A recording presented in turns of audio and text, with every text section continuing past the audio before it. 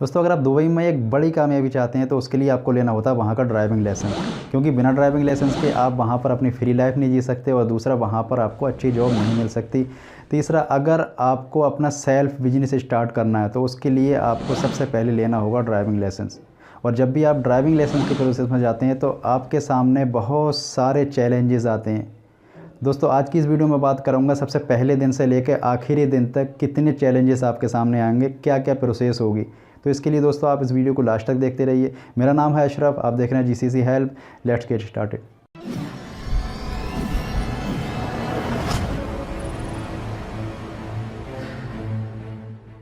दोस्तों सबसे पहले हम बात कर लेते हैं कि दुबई में ड्राइविंग लाइसेंस की फ़ाइल ओपन कराने के लिए कौन कौन से डॉक्यूमेंट की रिक्वायरमेंट होगी।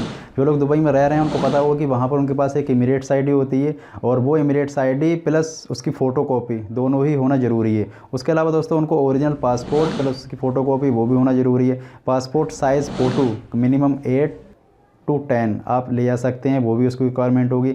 उसके बाद दोस्तों NOC letter, no objection certificate, जो कि कंपनी प्रोवाइड करती है, वो भी ज़रूरी है, बिना उसके भी आपकी फ़ाइल ओपन नहीं होगी। उसके बाद दोस्तों आई टेस्ट की जो रिपोर्ट होती है वो भी आपको लगाना ज़रूरी होता है, क्योंकि बिना उसके भी आपकी फ़ाइल ओपन नहीं होगी। ये सारे ही डॉक्यूमेंट अगर आप प्रोवाइड करते हो उसके बाद आपकी फ़ाइल ओपनिंग की प्रोसेस को स्टार्ट किया जाता है। अब हम दोस्तों चलते हैं इसकी प्रोसेसिंग की तरफ कि ड्राइविंग लाइसेंस की फुल प्रोसेसिंग होती क्या है। सबसे पहले दोस्तों फ़ाइल ओपन कराने से ही पहले आपको कराना होता है अपना आई टेस्ट, कि आपकी अगर आई साइट वीक है, या फिर आपको चश्मे की ज़रूरत है, या फिर आपको दिखाई नहीं देता, या फिर कुछ केसों में ऐसा होता है कि शाम को या रात को आपको दिखाई देना कम हो जाता है, जिसको कोई बीमारी रतौंधी वगैरह बोलते हैं। ऐसा कुछ तो नहीं है।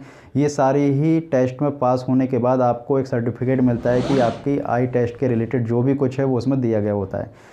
उसके बाद दोस्तों आप फ़ाइल ओपन कराने के लिए उस आई टेस्ट का इस्तेमाल करते हैं। अब फ़ाइल ओपन आपके हो जाने के बाद अगला जो स्टेप होता है वो होता है थ्योरी क्लासेस। दोस्तों आपको 8 थ्योरी क्लासेस लेनी पड़ती हैं। इन थ्योरी क्लासेस को दोस्तों आप ऑनलाइन भी ले सकते हो और फिज़िकल किसी भी ड्राइविंग ट्रेनिंग स्कूल में जाकर भी ले सकते हो। अक्सर इन थ्योरी क्लासेस में दोस्तों आपके health and safety rules and regulation के बारे में ही सिखाया जाता है। रोड पर आपको किस तरीके से सेफ्टी बरतनी है, एक्सीडेंट होने पर क्या करना है, या फिर किसी दूसरे का एक्सीडेंट होने पर आप किस किस तरीके से हेल्प कर सकते हो। ये 8 थ्योरी क्लासेस आप चाहें तो एक दिन में भी अटेंड कर सकते हो, या फिर आप चाहें तो हर दिन 1 घंटे के हिसाब से 8 दिन में भी इसको कंप्लीट कर सकते हो।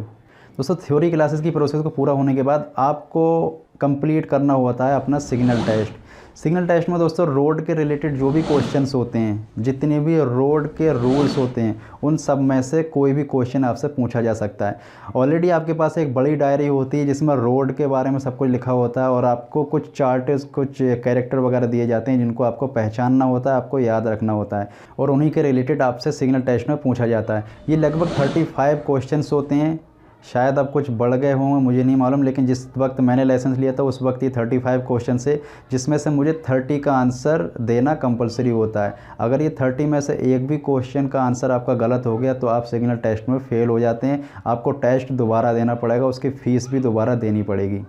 अगले स्टेप में दोस्तों आपको बुक करनी होती है training classes. Training classes book करने के दोस्तों आपके पास 2 स्टेप होते हैं। पहले तो ये कि अगर आपके पास इंडिया या पाकिस्तानी किसी भी मुल्क का वैलिड ड्राइविंग लाइसेंस है जो कि 5 साल पुराना होना ज़रूरी है, अगर आपके पास ये है तो आपकी कुछ क्लासेस माफ़ हो सकती हैं। आपका एक फ़िज़िकल टेस्ट होगा और उसकी बेस पर आपकी कुछ क्लासेस माफ़ हो सकती हैं। हो सकता है आपकी 20 क्लासेस माफ़ हो जाएं, या फिर हो सकता है आपकी 10 क्लासेस माफ़ हो जाए। अक्सर ये होता है कि कोई भी फ्रेशर आदमी पहली बार जब वहाँ पर जाता है ट्रेनिंग के लिए तो उसको 40 क्लासेस देनी होती हैं, जिसमें से 8 पार्किंग की क्लासेस होती हैं, और बाकी की जो क्लासें होती हैं वो होती हैं आपकी सिटी या फिर हाईवे की। जैसे ही आप दोस्तों अपना किसी भी कंट्री का लाइसेंस शो करते हो उसके बाद आपका एक फ़िज़िकल टेस्ट होता है। उस टेस्ट की बेस पे आपका उस्ताद ही डिसाइड करता है कि आपको कितनी क्लासों की रियायत है, आपको कितनी क्लासें माफ़ हो सकती हैं और कितनी क्लासें आपको लेना पड़ेंगी। आप अपनी क्लासें बुक करने के बाद आप अपनी क्लासों का इंटरनली ट्रेनिंग शुरू कर सकते हैं। पहले स्टेप में दोस्तों आपको इंटरनली ट्रेनिंग, जो कि वहाँ पर जो स्कूल होता है बहुत बड़ा उसका मैदान होता है, उसी मैदान के अंदर आपको राउंड लगवाए जाते हैं। वहाँ पर आपको स्पीड के बारे में, ब्रेकर के बारे में, सिग्नल्स के बारे में समझाया जाता है, और 8 क्लासें आपको वहीं पर कंप्लीट करना होती हैं। अगले स्टेप में दोस्तों होता है कि जैसे ही आपकी 8 क्लासें पूरी होती हैं आपको जाना होता है पार्किंग टेस्ट की तरफ। और दोस्तों पार्किंग टेस्ट के जो रूल्स होते हैं वो टोटली डिफरेंट होते हैं, आपके इंडिया पाकिस्तान के जैसा नहीं होता है, बल्कि वहाँ पर 5 डिफरेंट टाइप की पार्किंग से आपको गुजरना पड़ता है, जिसमें आपको हो सकती है straight parking, angle parking, garage parking, parallel parking और हाईवे पार्किंग। इस तरीके की, सॉरी हाईवे नहीं, जो ब्रिज होता है उसके ऊपर जो पार्क करवाते हैं वो पार्किंग, इस तरीके की 5 पार्किंग से आपको गुजरना पड़ता है। अगर आप किसी एक में भी चूक कर जाते हैं, अगर एक में भी फेल हो जाते हैं, आपको वही एक पार्किंग की क्लासेस अलग से लेना पड़ती हैं, उसके लिए आपको दोबारा से टेस्ट भी देना पड़ता है। दोस्तों पार्किंग क्लासेस को आप पास हो जाने के बाद आपकी क्लासेस शुरू होती हैं सिटी और हाईवे की क्लासेस, जो कि बाकी की 32 क्लासेस बचती हैं वो आपको सिटी या हाईवे में दी जाती हैं। आपको सबसे पहले सिटी के रोडों पर घुमाया जाता है और लास्ट की कुछ क्लासों को हाईवे पर घुमाया जाता है।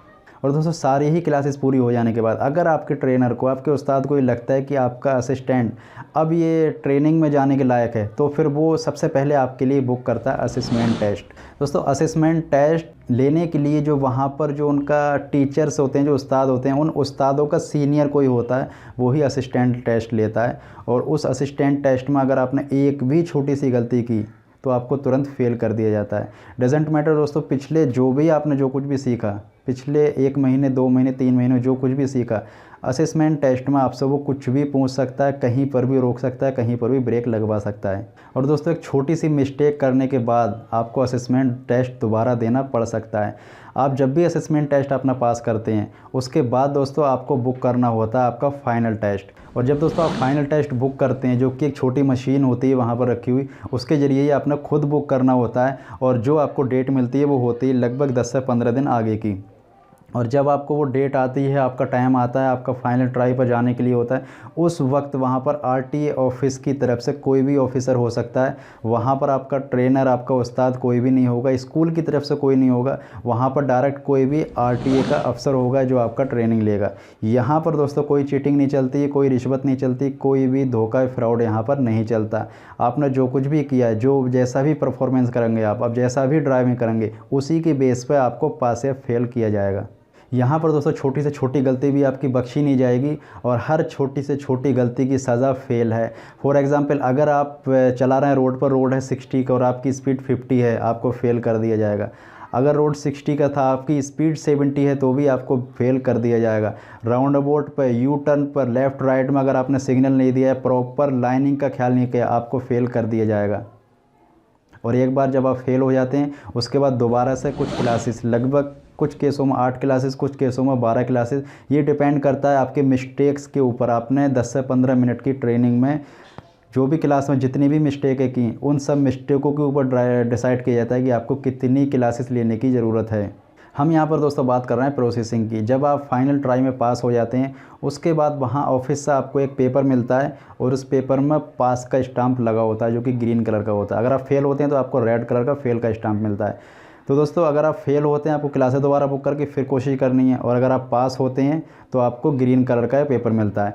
और जैसे ही आपको ग्रीन कलर का पास का पेपर मिलता है, आपके लिए अभी से कांग्रेचुलेशंस, और आप अपनी ड्राइविंग लाइसेंस की फ़ीस जमा करने के बाद कुछ ही घंटों में ड्राइविंग लाइसेंस को ले सकते हैं। दोस्तों ये तो थी पूरी ही प्रोसेस कि हमें कहाँ कहाँ से गुजरना पड़ता है। अब दोस्तों मैं बनाऊंगा ड्राइविंग लाइसेंस की एक सीरीज़, जिसके ज़रिए मैं आपको बताने वाला हूं कि कौन कौन से टेस्ट में पहली ही बार में पास होने के ट्रिक्स क्या हैं, टिप्स क्या हैं, ट्रिक्स क्या हैं, इस सब के बारे में दोस्तों आगे मैं डिटेल वीडियो बनाने वाला हूं। तो अगर आप इस सीरीज़ चाहते हैं, डिटेल वीडियो चाहते हैं, आप अपना टाइम, अपने पैसे बचाना चाहते हैं, तो प्लीज़ इस चैनल को सब्सक्राइब कर लीजिए और इस वीडियो को अपने उन दोस्तों के साथ भी शेयर कीजिए जो ड्राइविंग लाइसेंस में बहुत बार फेल होने के बाद भी अभी तक वो लाइसेंस नहीं ले पा रहे हैं, या फिर वो फेड अप हो चुके हैं, वो ड्राइविंग लाइसेंस से ही ऊब चुके हैं, वो अब लेना ही नहीं चाहते। आज की वीडियो में इतना ही दोस्तों, मिलते हैं अगली वीडियो में नए टॉपिक के साथ। तब तक के लिए गुड बाय, टेक केयर।